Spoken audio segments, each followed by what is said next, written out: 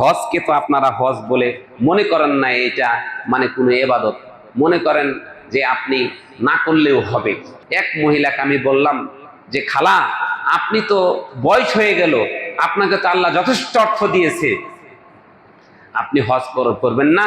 সে আমাকে উত্তর দিল, আমার মাথার উপর আমার মেয়ে আছে, এই মেয়েটা বিয়ে শাদী না হওয়া পর্যন্ত কি আল্লাহ হজ কবুল করবে? চিন্তাটা কি ধরেন, চিন্তাটা একটু দেখুন। ওর মাথার উপরে ওর মেয়ে আছে, এই জন্য সে হজ করে না। এটা কি প্রতিবন্ধকতা বলেন আপনি? হজ না করার প্রতিবন্ধকতা কি এটা? এটা প্রতিবন্ধকতা নয়। হতে পারে আপনি হজ করার কারণে আল্লাহ তাআলা আপনার মেয়েটার ভালো জায়গায় একটা সম্বন্ধ হয়ে যাবে। এরকম ঠুনকো অজুহাত দিয়ে কত মানুষ যে ইহুদি নাসারা হয়ে মরছে আমার সমাজে, আপনি একটুখানি হারিকেন দিয়ে দেখতে হবে না, একেবারে রাত্রের অন্ধকার আপনি দেখতে পারবেন শত শত লোক আছে এরকম ইহুদি নাসারা হয়ে আছে, মৃত্যুবরণ করছে। জেনে রাখুন, হজ এমন একটা ইবাদত, আপনি যদি সালাত ছেড়ে দেন তাহলে আপনি জাহান্নামী। আপনি সালাত ছেড়ে দেওয়ার কারণে এই সালাতের কাজা আদায় করার কোনো সিস্টেম নেই, কিন্তু আপনার উপরে হজ ফরজ।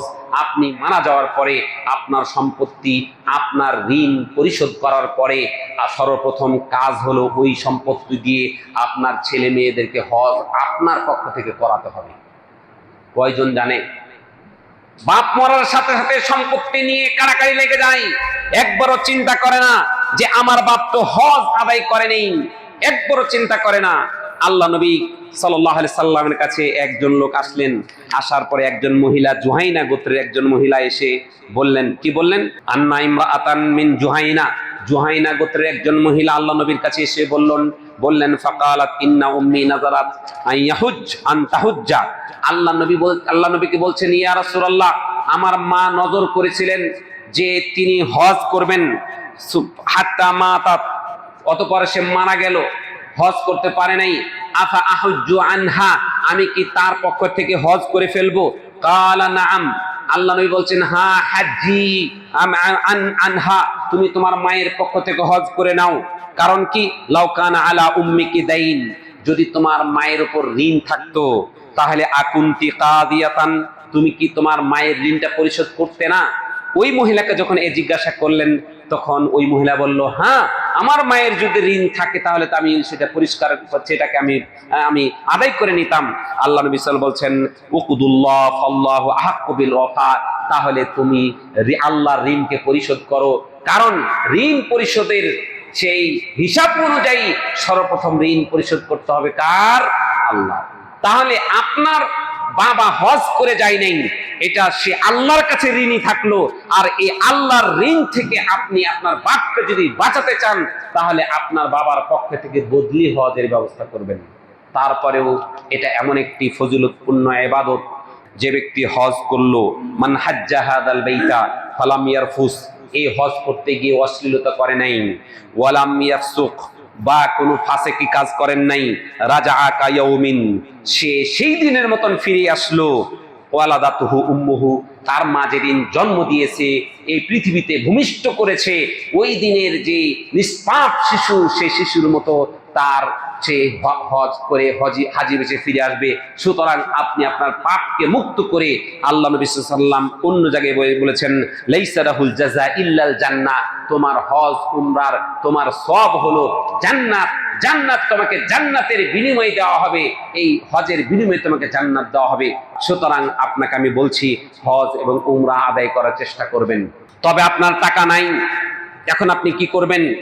আল্লাহ নবী সাল্লাল্লাহু আলাইহি সাল্লাম যাদের টাকা নাই তাদের জন্য এমন কিছু আমলের কথা বলেছেন, যে আমলের মাধ্যমে আপনি হজ উমরার পরিবর্তে, আপনি টাকা না থাকার কারণে, সামর্থ্য না থাকার কারণে, আমি 3টা আমলের কথা বলবো, যে 3টা আমল যদি করেন তাহলে আপনি হজ উমরার সওয়াব অর্জন করতে পারবেন। 1 নম্বর আমল, প্রতিদিন ফজরের পরে নয়, যে কোনো সময় আপনার যখনই সামর্থ্য হয় তখনই আপনি ফজরের সালাত আদায় করবেন।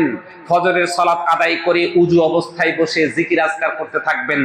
যখনই সূর্যটা সামান্য উপরে উঠলো, উঠার সাথে সাথে 2 রাকাত সালাত আদায় করলেন। আল্লাহ নবী সাল্লাল্লাহু আলাইহি ওয়াসাল্লাম বলেছেন, কানা লাহু কা হাজ্জাতিন কা আজরি হাজ্জাতিন ওয়া উমরাতিন তাম্মাতিন তাম্মাতিন তাম্মাতিন। যে ব্যক্তি এই আমলটা করবে সে পরিপূর্ণ হজ এবং উমরার সওয়াব সে পাবে। বেশি কঠিন কাজ। শুধুমাত্র ফজরের সালাত আদায় করলেন, ফজরের সালাত আদায় করার পরে ওই মুসাল্লারে বসে থাকবেন।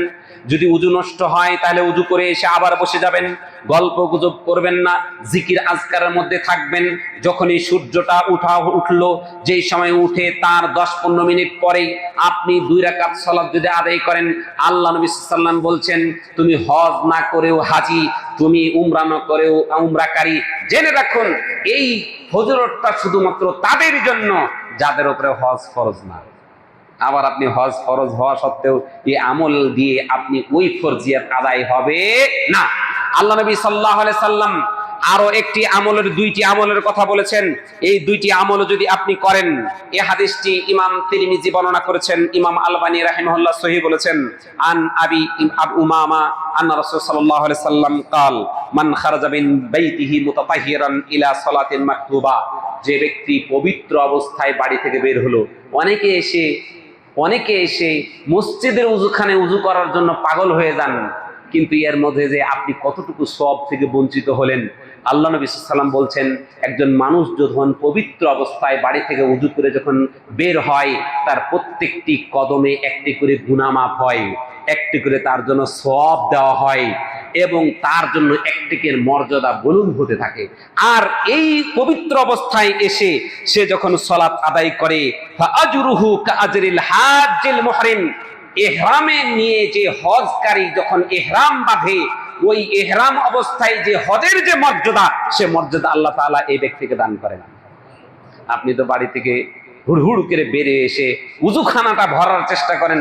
আপনার বাড়িতে আপনি উজু করে আপনি মসজিদে আসার চেষ্টা করেন, প্রত্যেকটা কদমে কদমে আপনার একটি করে গুনাহ মাফ হবে, আপনার প্রত্যেকটি কদমে কদমে একটি করে সওয়াব লেখা হবে, প্রত্যেকটি কদমে কদমে আপনার একটা করে মর্যাদা আল্লাহ তাআলা বৃদ্ধি করে দিবেন। এবং আপনার যেই অবস্থা হবে সেটা হলো, একজন হজকারী যখন ইহরাম অবস্থায় যখন থাকে, আপনার ওই রকম অবস্থায় আল্লাহ তাআলা মর্যাদায় আপনাকে মর্যাদাবান করবেন। শুধু তাই নয়, আল্লাহ নবী সাল্লাল্লাহু আলাইহি ওয়াসাল্লাম আরো একটি কথা বলেছেন, ওমান খারাজা ইলা তাসবিহিদ দুহা। আর যে ব্যক্তি দুহার সালাতের জন্য শুধুমাত্র দুহার সালাত আদায় করবে, এই জন্য বাড়ি থেকে বের হলো, আল্লাহ নবী বলছেন, লা ইয়ানসুবুহু ইল্লা ইয়াহু।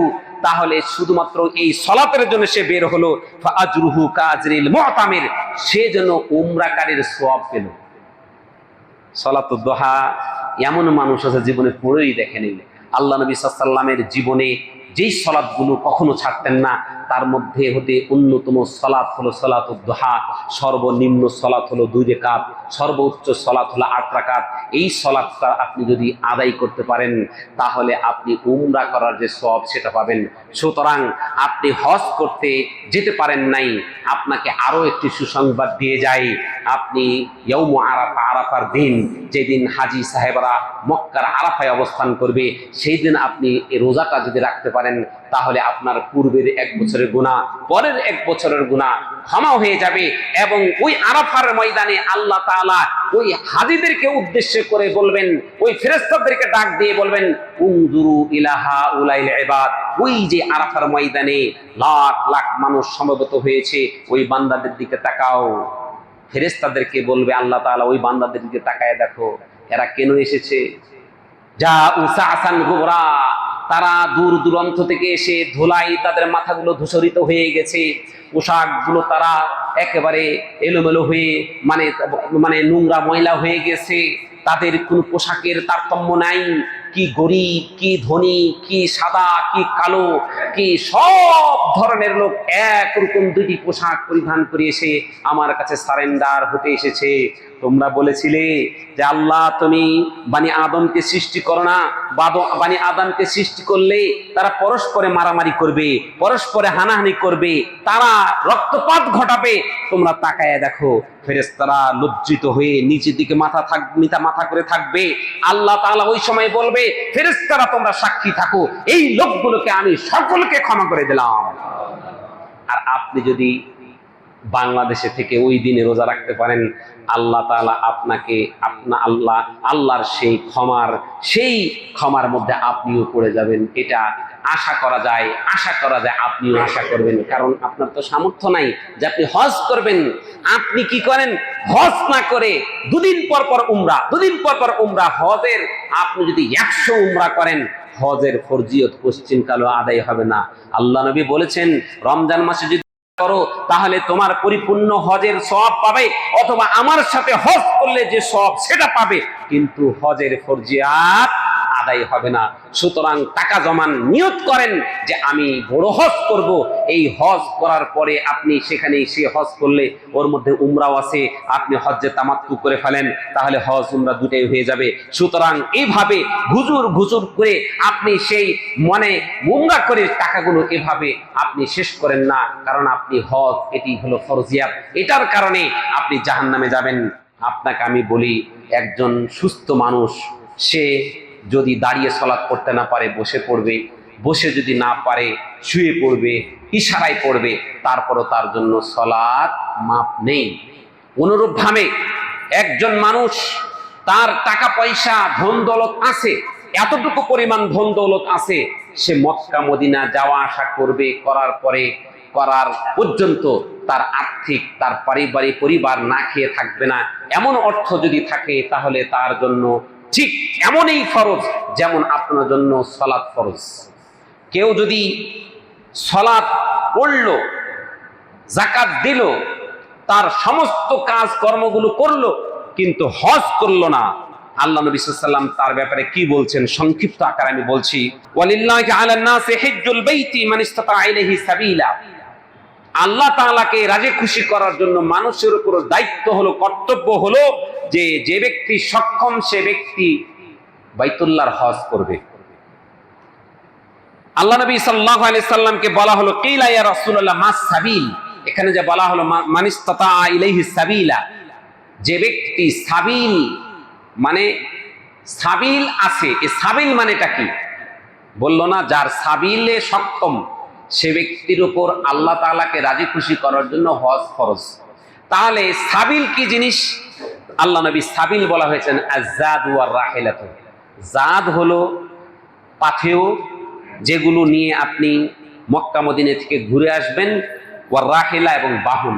অর্থাৎ আপনার কাছে যদি এই পরিমাণ টাকা থাকে যে আপনি 1 মাস বা 40 দিন হজের ময়দানে যাবেন, ফিরে আসবেন, এটার যে যাবতীয় খরচ, এই খরচ যদি থাকে, আর রাহিলা এবং বাহন থাকে, বাহন মানে আপনি যাওয়া আসার মধ্যে কোনো মানে নিরাপত্তা যদি থাকে, কোনো যদি নিরাপত্তাহীনতায় আপনি না ভোগেন, আপনি যদি অসুস্থ হয়ে রুগ্ন হয়ে না যান, তাহলে এই দুইটা জিনিসকে সাবিল বলা হয়। আর সাবিলু কি? আয-যাদ ওয়ার রাহিলা।